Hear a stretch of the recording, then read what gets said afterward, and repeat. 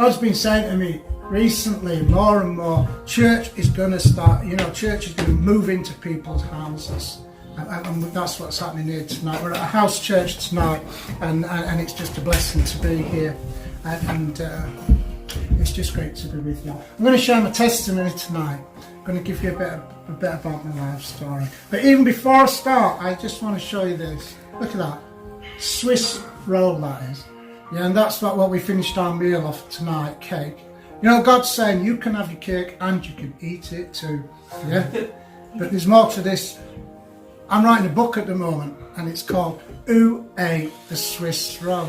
Who ate the Swiss roll? When I was a boy, about 6-year-old, I had 2 elder brothers, Paul and Richard, and we'd come home from school and we'd have to set the table, lay the table for when Dad came home. And when Dad came home, we'd sit round the table and have the evening meal. And often we'd have a Swiss roll, and it'd be cut into 6 pieces. Mum, Dad, 2 older brothers, me, and my younger brother. So there's 4 boys, Mum and Dad. The cake would be in 6 pieces. Now we were brought up, we were quite poor.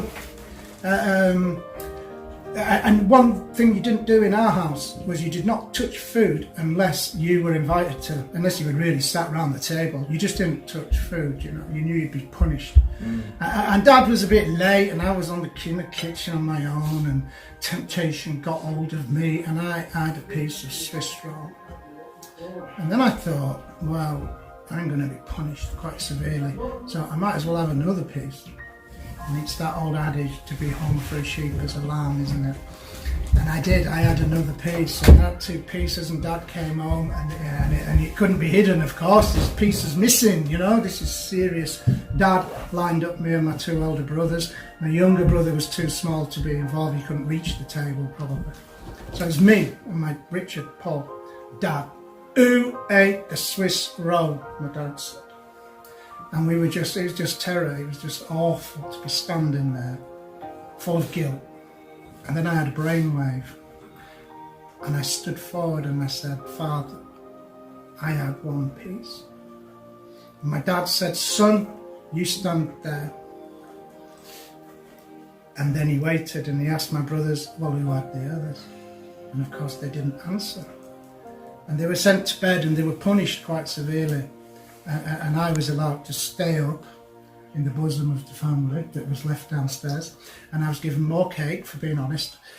And my brothers, well, of course, Richard knew that it wasn't him, so he knew Paul had eaten the other piece, and Paul knew it wasn't him, so he knew Richard had eaten the other piece. And they fought for years about, who had eaten this, and it had been me all the time. So from a very young age, I discovered that I could do things that were wrong and get away with it and pass on the blame to other people. And I became very clever at it as the years went by. But you'll hear through my story that in the long run, in the end, we don't get away with anything. And we're all called to account for what we do. And throughout our whole lives, this will continue until the day we die and we stand before the Lord, and we will give a final account for everything we've done. On my 50th birthday, all the family got together. There was a big birthday card for it, and on the front of the card, and this is 44 years after this event of the cake, on the front of the card it said, who ate the Swiss roll? And I finally admitted that it was me. Anyway, that's just the story of the Swiss roll. So I'm going to tell you about a little bit of, you know now a little bit about my life, but I guess I was about 2-year-old when my parents split up, and they had a little business, a shop, and my mother said that if she could have the shop, my dad could have the children, and that's what happened. And my dad took me and my 2 older brothers, and he married again, and he married my mum, and my brother Simon was born, and we lived as a family of 4 boys, with my mum, with my dad and stepmom. It could have been okay. My mum went on to increase the business and shops, and she became quite a wealthy lady. But my father decided that we would not see her as children. We weren't allowed to see my mother, and we lived in this kind of, with this guilt and shame upon us about this whole incident, and we weren't allowed to see her, mention her, talk about her, or receive any kind of gift from her, of course, or anything like that. So our family, my upbringing was kind of slightly dysfunctional. They were okay, my parents were okay, my mum and dad are still alive, bless them, and Christmas was good, birthdays were always, something special, I guess, and we had holidays, but life could be quite grim at times, to be honest, as we were growing up. It could be very harsh, and we were punished a lot, and it was just tough, I suppose, and we all grew up kind of a bit, with problems. My eldest brother left home, it was about the 60s, and my eldest brother left home, and he joined the hippie drug cult, and he started smoking cannabis, and he was a hippie, about 1969, sometime around then. And I looked up to Richard. That was my older brother, Richard. Richard smoked dope for years. He sold it for years too. And Paul followed in the same. When he got mid-teens, he followed in the same footsteps, started smoking cannabis, growing his hair long, etc. And literally, when I was 16, my elder brothers initiated me into that kind of hippie drug cult, as I call it, and introduced me to smoking cannabis. And I loved it, and it made me feel good, and it just kind of, the troubles, it just made everything feel okay. I remember way back as a 16-year-old listening to the Velvet Underground, Lou Reed, singing a song called I'm Beginning to See the Light. And I used to smoke the weed with my brothers and friends, put this song on, I'm Beginning to See the Light, and I really thought I was, and I thought, here it is, I've got friends and family, and I belong, and I belong with these people, and they're like family, and we're on a journey, and I'm beginning to see the light. And as I went on, I started taking LSD and amphetamines, and got into sort of Eastern mysticism, and I just thought, this is it, I'm on a journey to find the meaning of life and God, and I was taking this LSD and having some pretty strange experiences along the way. Of course, all that interfered with work, keeping a job, and I worked as a chef in hotels, and that gave me that afforded me the ability to move around, and there was, you could always go into another town and find a job, and you could you'd live in the hotel, work in an hotel. And I carried on, I was drinking, smoking weed, kind of okay, still felt I was on this journey and this quest, and things was going okay. I think by the time I realised that the hippie drug cult was a farce, and that really all this peace and love was more about people just wanting to sleep with as many women as they could and have a good time on the way. By the time I realised that it wasn't cracked up to what it was supposed to be, I'd started experimenting with harder drugs, and I'd got in a little bit too deep to get out. I guess I was 21, I married a girl from Sheffield University, and she'd experimented with drugs, but I was really going for it. I met a friend who introduced me to opiates and intravenous drug use, and I was getting in deeper and deeper. Particular night in my life, I'd be 21, so that'd be 1978. I was with my wife, we'd gone to bed, I was reading a book, and I'd been using opiates for about 2 weeks solid, and I knew that would start having some kind of serious effect on me in one way or another. And I'd gone to bed and I'm reading a book, my wife had fallen asleep, and I was still awake reading, and I sensed something very bad in the room, an evil presence in the room, and I was terrified. My hair stood on end, and I knew there was something in this room, something evil. And my clothes, which I'd taken off, were just piled at the side of the bed. And they stood up on their own and started to move about as if there was somebody in them, trousers, shirt, whatever, and move about. And it was like, oh Lord, and I just remember calling out, please God, and I wasn't a Christian back then, please God. make this stop. I will never take this drug again. I made the connection immediately that what was going on was to do with this drug. If you know anything about drugs, opiates are not hallucinogenics. This was not an hallucination. This was happening. I mean, this was real. And I was pretty sound of mind. I wasn't, I didn't see things. I hadn't experienced anything like this before. And I said, please God, make it stop. I will never, ever take this drug again. But do you know what? In the morning, it was just a bad dream. But, I knew it wasn't a dream. I was awake. I was awake when it happened. And my wife woke up as well, terrified. What's going on? We held on to each other. We didn't move for quite an hour. Too terrified to move. She sensed the presence too. So what do I do in the morning? I take the drug again. And I'm okay during the day. I go to bed that night. I'm reading the book again. And I sensed that evil presence again in the room. And it's just terrifying. It's just something's come in the room and you know it. You know it's there and you know it's evil. And this time I felt something on my foot under the blanket. And like a rat. And I felt it run all the way up my body. Oh, Lord! And grabbed my neck. And I just thought, oh my Lord, please make this stop. I'll never take this drug again. And it did, it stopped. Wife wakes up, holding on to each other, too terrified to even go downstairs to make a cup of tea for about, 20 minutes. And in the morning, what do? I take the drug again. And for me, looking back on this, I think God's saying, Nigel, wake up, because you're going into some very, very dark places. You're getting involved in things that are much bigger than you are, and they're going to have, a massive effect on your life. And so it did, because the following day I took the drug, I went to bed that night, I'm reading the same book. The book was, I can't remember the author, but it was called I Heard the Owl Call My Name. And it was a North American book. And the story is that when you hear the owl call your name, you're going to die. I can even remember the name of the book I'm reading. We're talking 40 years ago. And so I'm back in bed reading the book. The presence came in the room again. And I didn't have time to say, oh God, please make this go away. Because what happened, there was a manifestation in front of me. And a dragon appeared.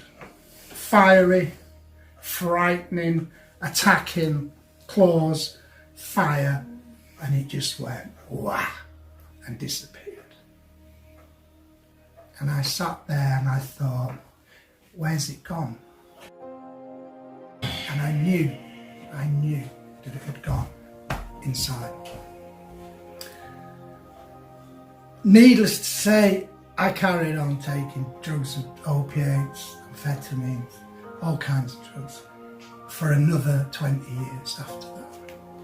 You see, I never saw that dragon again. I didn't even think about it very much. I think it was too frightening to think about. It didn't manifest again, just one more time, and we'll get to that. But, yeah. But it had me. It had control over my life. It was a spirit of addiction, and I fed it for 20 years.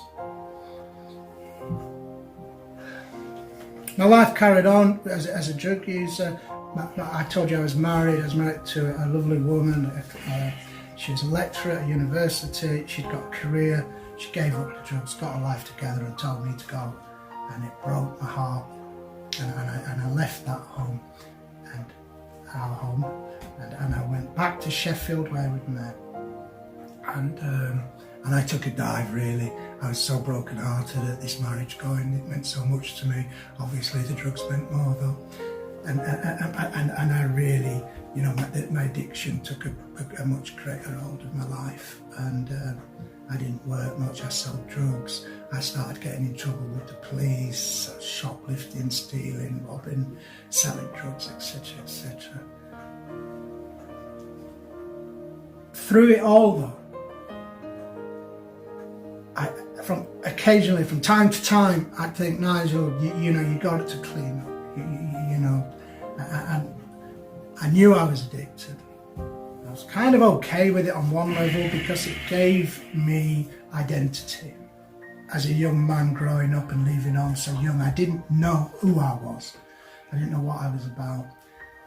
Addiction, if you like, gave me an identity. I'm an addict, and that's who I was. And it kind of worked in a way. It gave me something to hold on to. But occasionally I decide to detox. And I heard about drug rehabilitation centres, not Christian ones. I didn't know anything much about Christianity back then. I went into several drug rehabs, and I enjoyed them because it was family again. It was people living together as a family, working together for something good. And I kind of did okay in rehab. I tried 2 or 3, I left early. But I suppose over the years I must have spent about 5 years in rehab. I managed to get out of prison time and time again by choosing to go to rehab instead. And the courts would do that, yeah. You'd have a representative from rehab there, Phoenix House, Alpha House, something like that. And they'd say, if you let him go today, he's coming with us to rehab. So that would work. And I guess rehab kept me alive. I also got involved with 12-step programs, things like that. Counselling, therapy. Went to live abroad a few times. These sort of attempts to clean up and to get my life together, I suppose. But I knew that something bigger had to come into my life than that dragon before I would be free. And rehab was great, and I'd come out after 10 months or so, healthy, well, but just go straight back into the addiction because that spirit, that evil spirit that had entered me was still there. Phoenix House, the best rehab in the world, 12-step programs, counselling, going to live in Australia, is not gonna, it didn't even wake up during rehab. It might open an eye and think, what's going on here, But it wasn't at all bothered. It was there, it had hold of me, and it knew what the outcome would be. And the outcome was the same, time and time and time again. No matter what I did to battle that addiction, I would relapse every time and go back and go back and go back into the drugs. And of course, every time you go back, it's like, you've lost a bit of hope. You're thinking, what next? How can I, I'm losing this battle. So you kind of go in harder, don't you? You take more, you use harder. I ended up injecting in my femoral vein, getting into some really bad states. People I was knocking around with were really just kind of gangsters at the end in Sheffield. It's becoming very dangerous. My friends and associates were dying, regularly. I used to say that if I took a double-decker bus now and left here and went round all the places that I'd lived, and all those young people who died prematurely got on that bus, by the time I'd got back here, it'd be standing room only. Wow. Absolutely. So many. This kind of determination that I was not going to die, and I didn't. And I'd do a rehab, as I said. I'd come out and people would say, "Oh, you're looking well, Nigel, been to rehab?" And I'd go, "Yeah," and they'd laugh. And they'd say, "Nigel, listen, you are an addict. You will always be an addict, and you will die an addict." And what could I say? Because I was back out of rehab, in the pub, or wherever, using again. So I just had to take that. But inside, I thought, no, I am not. I don't know what I based that on. Just determination. And I certainly wanted to live. So I finally completed the Phoenix House program. And to me at that time, that was the toughest rehab in England. It was the toughest rehab in England. And I did it. And I cracked it. And I was being kind of schooled to go and work there. And I saw this new life opening up for me. And it was an exciting life. It was a good life. And I was a perfect candidate for Phoenix House. But you know what? I relapsed. Of course I did. I relapsed. And this time, I had completed the toughest rehab in England, and I'm using. I lost hope. I thought, well, there's nothing else. What am I going to do now? Because that's it.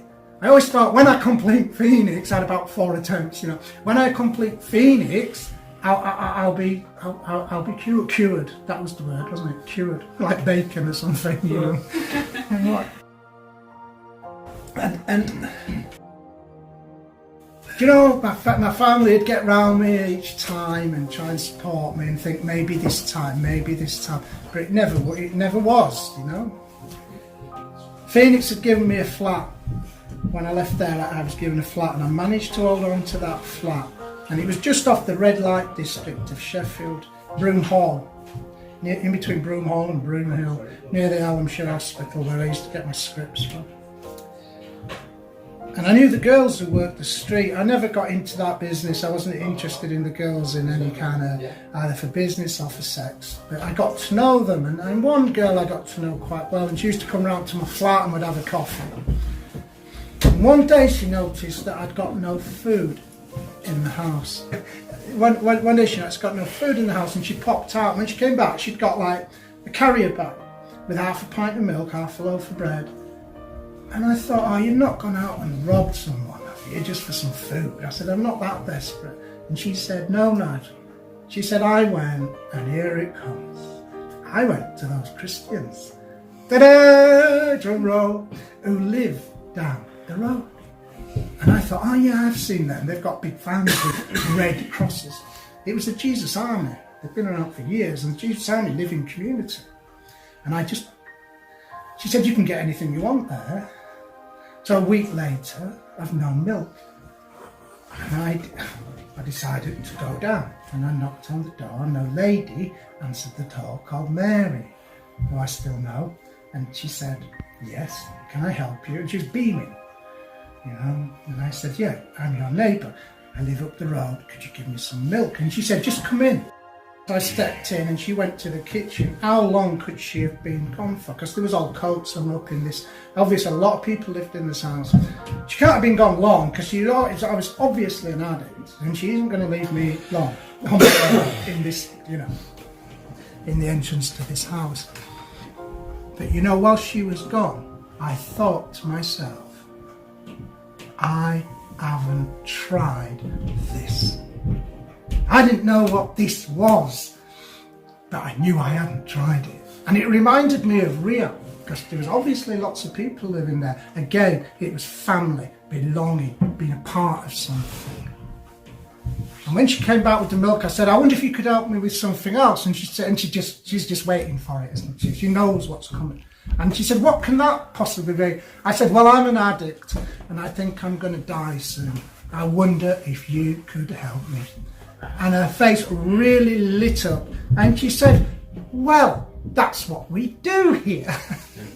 And I went home for my cup of tea, and I was just like, I was thinking, oh gosh, something's out, you know, I was thrown a lifeline. And as I said, I didn't know what was happening. I was invited there once a week for a meal for a month, for them to get to know me. And at the end of the month, they offered me a room, and I moved in. But you know what? I continued to use, and I lied to them. And they knew I was lying to them. But, you know, so I was living with them and used them. Friends had come to sell me drugs.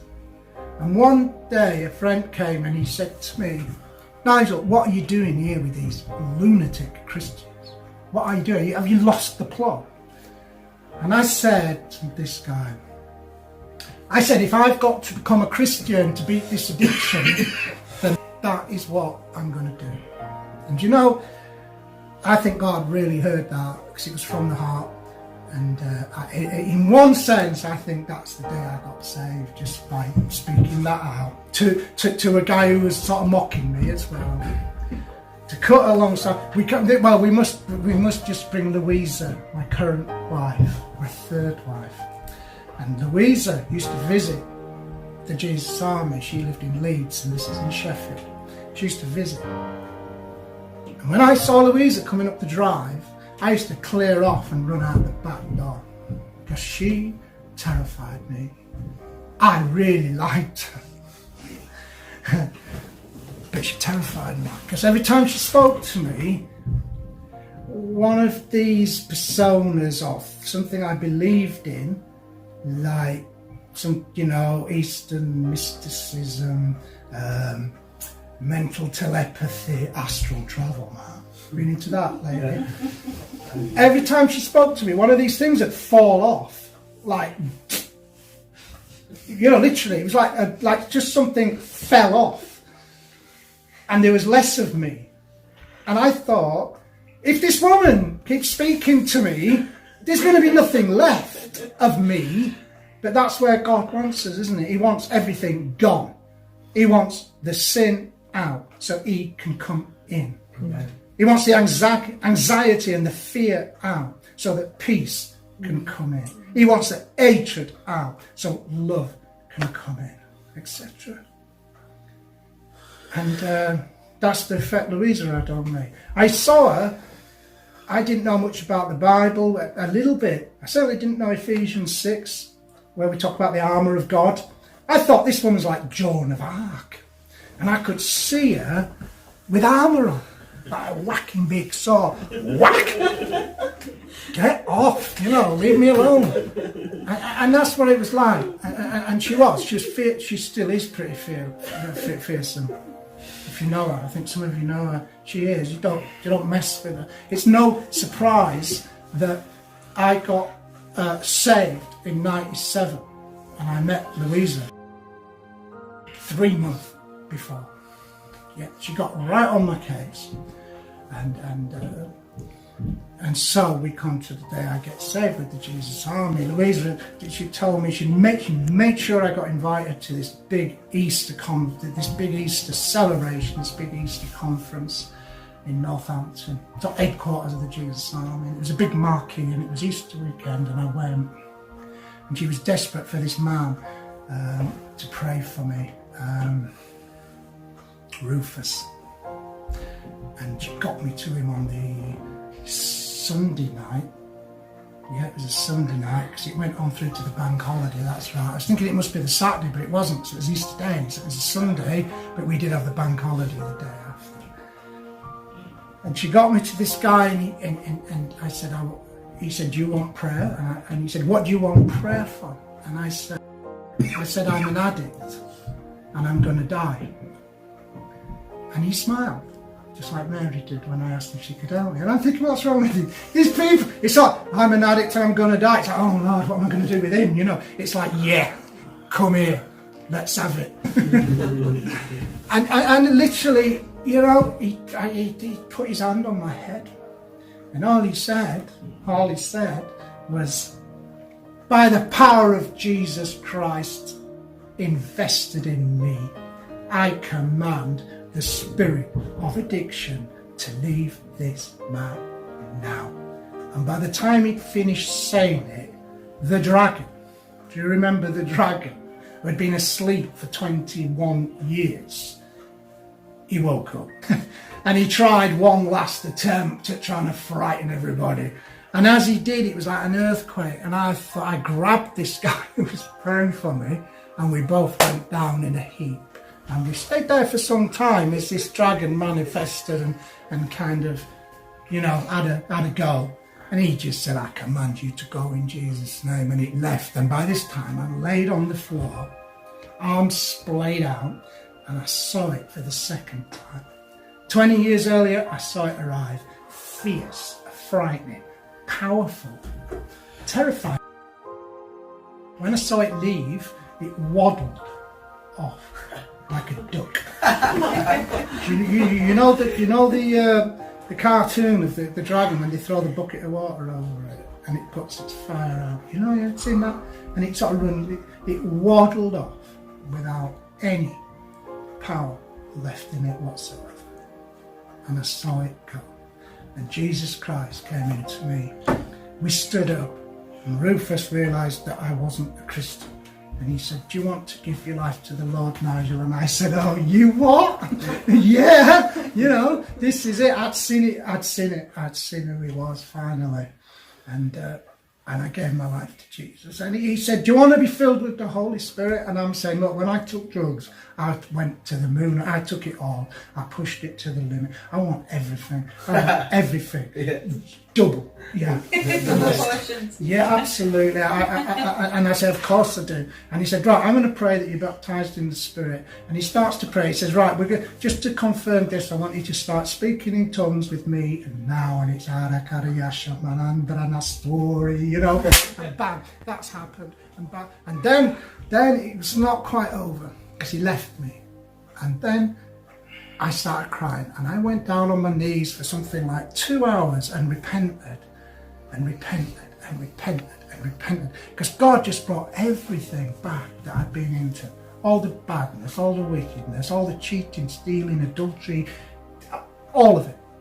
And it just came at me, even the Swiss roll. Yeah. And I just said, I'm sorry, Lord, I'm sorry. And he said, you're forgiven. And I knew it, but then something else had come up. I'm sorry, Lord, you're forgiven. I love you, you're forgiven. I love you, you're forgiven. You're mine. And then after 2 hours, or something after a long time, I got up.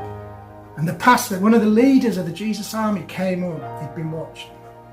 And he said, welcome back to the church. And I thought, what a strange thing to say. Welcome back to the church. And I said, what do you mean? And he said, I mean what I say. Welcome back to the church. That was it. I didn't think much more of it till about a year later. Do you know, I walked outside that marquee on Easter Day, and it was dark outside, and the Hale-Bopp comet was going past in the sky. And I thought, oh Lord. And if you know anything about the Hale-Bopp comet, it comes round every 2,000 years. And I thought, oh, the last person who might have seen that could be Jesus. It's true, yeah, Jesus was walking the earth, and I just thought, what, you know, and now I'm starting to think, and then I just thought, what's going on, what next, you know, what next, what's happening? And that was it. I was saved, and I got born again, and I began this new life, and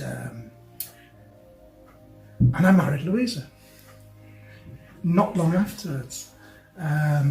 I always say that she led me to the cross, and I led her to the altar. And we're still together.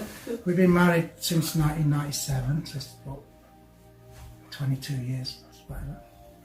And it's not been easy. Marriage isn't. Relationships difficult at the best of times. We all know that, or in them. And but we've got through. I was married twice before, and I had other relationships, and they always broke down. But you know, when the Holy Spirit's in you, when God's with you, it's amazing what you can go through and come out of and be made better for it as well. So we're still together, and so I'm saved, and I started going to church, and I'm really excited. And I'm thinking, I want to be a preacher. I want. And you know what? Hear this. I want.